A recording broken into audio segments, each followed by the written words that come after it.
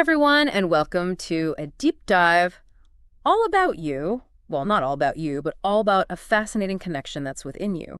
Yes. We're talking about the connection between your gut and your brain. Right. You've probably heard about this gut feeling thing, but get this.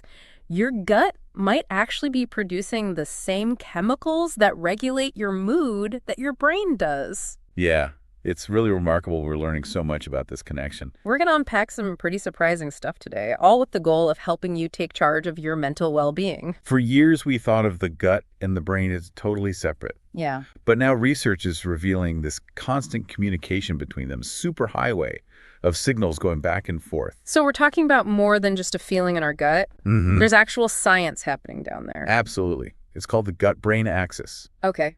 It's a complex network involving your nerves, your immune system, and even the trillions of microorganisms living in your gut, Wow. which we call the gut microbiota. Okay. And the fascinating thing is it's a two-way street. Oh. Signals from your gut can influence your brain and vice versa.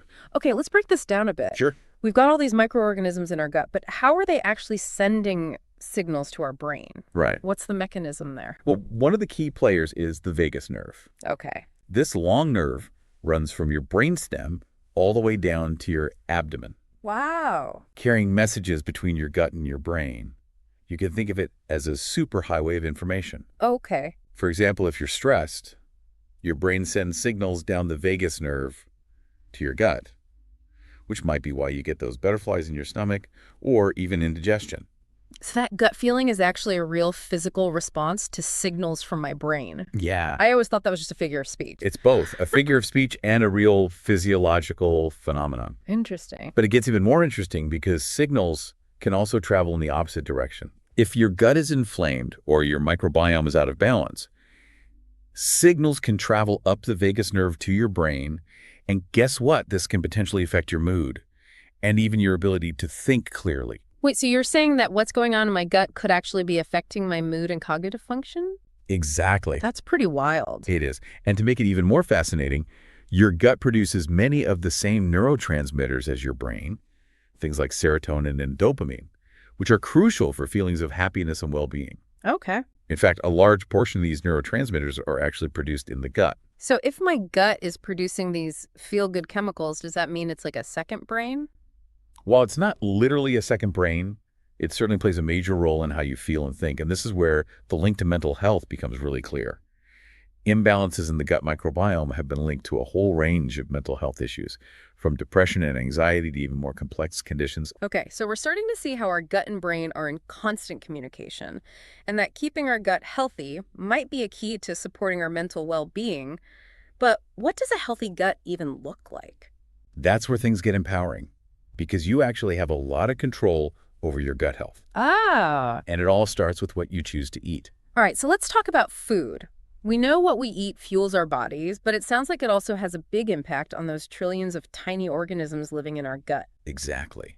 A diet heavy in processed foods, sugar, and unhealthy fats can lead to inflammation and disrupt the delicate balance of your gut microbiome. So basically, if I'm constantly reaching for junk food, I'm not doing my gut any favors, and that could have repercussions for my mental health too. You could say that, on the other hand, a balanced diet with plenty of fiber, fruits, vegetables, and those fermented foods we hear so much about can promote a healthy and diverse gut microbiome. So things like yogurt, kefir, sauerkraut bring on the fermented goodness. Exactly. These foods are packed with probiotics, which are beneficial bacteria that can help maintain the balance of good bacteria in your gut. Hold on, eating bacteria for better mental health. That's a new one for me. But it makes sense if those good bacteria are helping produce those mood-boosting chemicals we discussed earlier. Are there actual studies that show this connection? There are. For instance, a study published in the journal Psychiatry Research found that people who took probiotics for just 4 weeks experienced a significant reduction in depressive symptoms compared to those who took a placebo. Wow, that's impressive. So could popping a probiotic be as helpful as making bigger lifestyle changes? It's not that simple, unfortunately. While probiotics can be a helpful tool, they're not a magic bullet. A healthy gut is about more than just adding good bacteria. It's about creating an environment where those beneficial bacteria can thrive. So it's about the bigger picture, our diet, lifestyle, all of those factors working together to support a healthy gut. And speaking of diet, I've heard a lot about the Mediterranean diet being good for both physical and mental health. What's the connection there? The Mediterranean diet, which emphasizes vegetables, fruits, nuts, seeds, and healthy fats like olive oil, has been linked to a lower risk of depression. And it's no coincidence that this way of eating is also very beneficial for your gut. Okay, so olive oil and sunshine for a happier brain and a healthier gut. Right. Sounds like a good plan to me, but what makes the Mediterranean diet so gut-friendly? One key factor is its richness in fiber, which acts as food for the beneficial bacteria in your gut, essentially fuel for your microbiome. So we're feeding our gut bacteria with fiber just like we fuel our bodies with food. That's a really interesting way to think about it. The Mediterranean diet also helps to reduce inflammation throughout the body, which benefits both your gut and your brain. So it's not just about loading up on fruits and veggies, it's about choosing those high-quality fats and getting enough fiber too. Exactly. And it's not just about the food itself. The Mediterranean lifestyle, with its emphasis on social connections and mindful eating, likely plays a role as well. It's about slowing down, savoring your food, and enjoying meals with loved ones. This raises an important question. If diet is such a big part of the equation, are there other lifestyle factors we should be paying attention to when it comes to gut health? We've touched on exercise a bit, but what about things like stress and sleep? Do they have an impact too? Absolutely. You're right to bring those up. While what we eat plays a huge role, how we move our bodies, how we handle stress, and the quality of our sleep are all crucial pieces of the gut health puzzle. Okay, so we're talking about a holistic approach here, looking at the whole picture of our lives. Let's dive a little deeper into each of these lifestyle factors, starting with exercise. What's the connection between moving our bodies and a happy gut? Well, studies have shown that regular exercise can actually promote the growth of beneficial gut bacteria. It's like giving your gut microbiome a workout, too. And it also helps to reduce those stress hormones that we know can wreak havoc on our gut health. So sweating it out at the gym could be just as beneficial for our gut as it is for our muscles and heart. But there's so many different types of exercise out there. How can someone figure out what's best for their gut health? That's a great question. Research is showing that different types of exercise can actually influence the diversity of your gut bacteria. For example, endurance exercises like running and swimming seem to be particularly good for increasing the variety of beneficial bacteria in your gut. So mixing up my workouts and adding some cardio could be a good strategy for boosting my gut diversity. What about stress? We've all felt that gut-wrenching feeling of stress, but how does it actually impact those bacteria in our gut? Chronic stress can disrupt the delicate balance of our gut microbiome. It can lead to inflammation and potentially worsen any digestive issues you might already be experiencing. Okay, so finding healthy ways to manage stress is crucial for a healthy gut. Any tips on how to do that? Well, mindfulness practices like meditation and yoga can be incredibly effective in reducing stress levels. And you don't need to be a yoga master to reap the benefits. Even just taking a few minutes each day to practice deep breathing can make a real difference. So deep breaths for a calmer gut and a calmer mind. I can definitely get behind that. What about sleep? We all know how groggy we feel after a bad night's sleep, but does it actually impact our gut bacteria? You bet it does. Poor sleep can actually disrupt the gut microbiome, leading to an increase in those harmful bacteria that can contribute to inflammation and other health problems. So aiming for those 7 to 9 hours of sleep isn't just about feeling rested, it's about keeping our gut happy too. This is all incredibly fascinating, but I think it's easy to get caught up in the science and forget about the simple joys of life. Does everything have to be so calculated when it comes to our gut health? I agree. It's important to remember that nourishing your gut-brain connection isn't about following strict rules.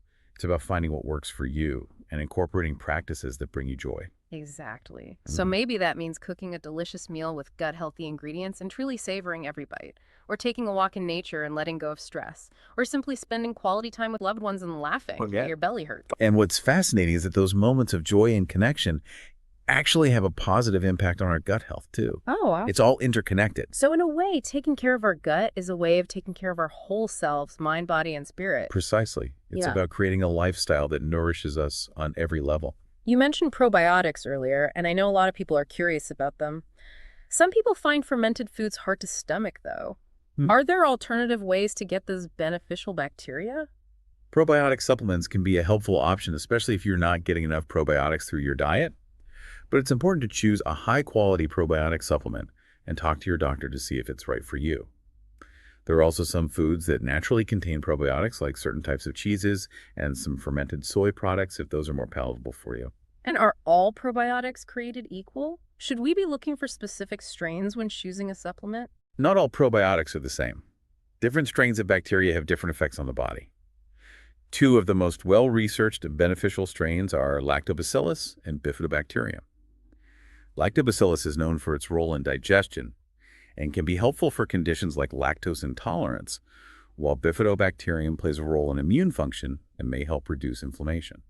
So it's worth doing a little research and finding a probiotic that contains strains that address your specific needs. This is all so insightful, but we've been talking a lot about the positive side of things. Are there any potential downsides to focusing on gut health? It's important to approach gut health with a balanced perspective. While there's a lot of excitement and promising research in this field, it's not a cure-all. And as with any health trend, there can be some misinformation and exaggerated claims out there. So we should be critical of what we read and hear and always consult with our healthcare providers before making any major changes to our diet or lifestyle. Exactly. It's also important to remember that everyone's gut microbiome is unique. What works for one person may not work for another. It's about finding what feels good for you and listening to your body's signals. That makes sense. It's about personalizing our approach to gut health, just like we do with other aspects of our well-being. And speaking of personalization, we haven't talked much about the concept of prebiotics.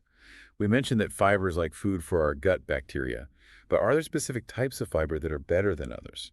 That's a great point. I've heard about prebiotic supplements, but I'm not sure how they fit into the picture. Prebiotics are types of fiber that our bodies can't digest, but they serve as food for those beneficial bacteria in our gut.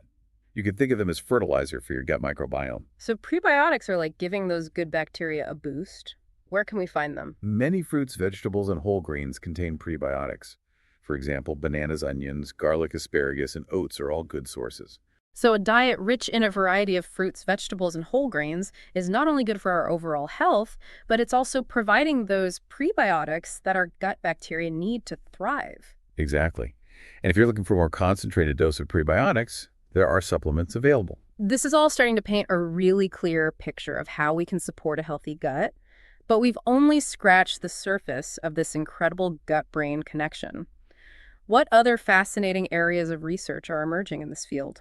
Well, there's a whole universe inside our gut, and we're really just beginning to understand it. Yeah. But one area that researchers are really excited about is the potential role of the gut microbiome in neurodegenerative diseases. Oh. Conditions like Alzheimer's and Parkinson's. Wait, so what's going on in our gut could potentially impact the health of our brain as we age? Yeah. That's both fascinating and a little scary. It's definitely an area that warrants more research, but some studies suggest that certain gut bacteria may produce substances that can contribute to inflammation in the brain, which is a hallmark of these neurodegenerative diseases. So if we can keep our gut healthy and reduce inflammation, could that potentially lower our risk of developing these conditions down the line?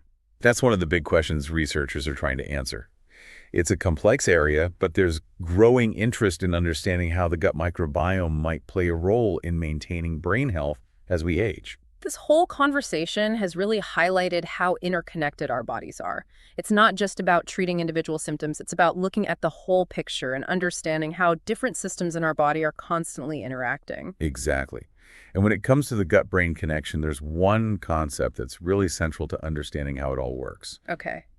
Diversity. We've touched on diversity a bit, talking about how a variety of foods and different types of exercise can contribute to a more diverse gut microbiome. But why is diversity so important? A diverse gut microbiome acts like a buffer against stress and illness. Yeah. Think of it like a rainforest. A diverse ecosystem is more resilient and adaptable to change. The same goes for your gut. A wide variety of beneficial bacteria allows your gut to adapt better to changing conditions and perform its many functions more effectively. So it's not just about having a lot of good bacteria, it's about having a wide range of different types of good bacteria. Precisely. And the good news is you can cultivate that diversity through the lifestyle choices we've been discussing. A balanced diet rich in fiber and fermented foods, or probiotic supplements, regular exercise, stress management techniques, and prioritizing quality sleep. All of these things contribute to creating an environment where those beneficial bacteria can thrive. Knowing all of this, if you could give our listeners just one piece of advice for optimizing their gut health and supporting their mental well-being, what would it be? I would say pay attention to your gut feelings literally. Your body is constantly sending you signals about what it needs. If you're feeling bloated, sluggish, or experiencing digestive discomfort, it could be a sign that your gut needs some attention. So we need to tune in to those signals and not just brush them off as something insignificant. Exactly. Start by paying attention to how different foods make you feel. Do you feel energized and focused after eating a salad? Or do you feel weighed down and foggy-brained after a heavy processed meal? So it's about becoming more aware of the connection between what we eat and how we feel both physically and mentally. Yes, and it's not about perfection. It's about progress, not perfection. Start by making small, sustainable changes to your diet and lifestyle, and notice how you feel. Maybe you start by adding a serving of fermented foods to your meals a few times a week, or incorporating a short meditation practice into your daily routine. This has been such an eye-opening deep dive. We've covered so much ground, from the science behind the gut-brain axis to practical tips on how we can nourish this vital connection. I know I'm walking away with a whole new appreciation for the incredible power of my gut. It's been a pleasure sharing this journey of discovery with you. And to our listeners, we hope this deep dive has left you feeling empowered to take charge of your gut health. Remember, even small changes can make a big difference in the long run. So now that you know how deeply your gut and brain are connected, and how much influence you have over that connection, what step will you take today to nourish this vital relationship? Will you swap out that sugary snack for a piece of fruit, try a new fermented food, or maybe commit to getting an extra hour of sleep tonight? The choice is yours. Thanks for joining us on the Deep Dive. Until next time, keep exploring, keep learning, and keep listening to your gut.